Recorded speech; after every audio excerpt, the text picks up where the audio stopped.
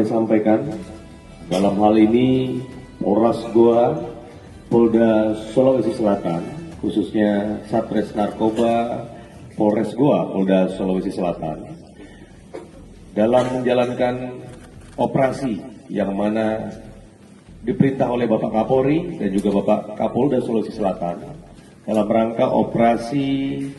Antik Lipu tahun 2025, dapat kami sampaikan berhasil mengamankan sejumlah orang sebanyak 48 tersangka yang terdiri dari 44 pria berjenis kelamin pria dan 4 orang berjenis kelamin wanita. Dapat kami sampaikan juga kegiatan operasi Antik Lipu tahun 2025 ini berlangsung dari tanggal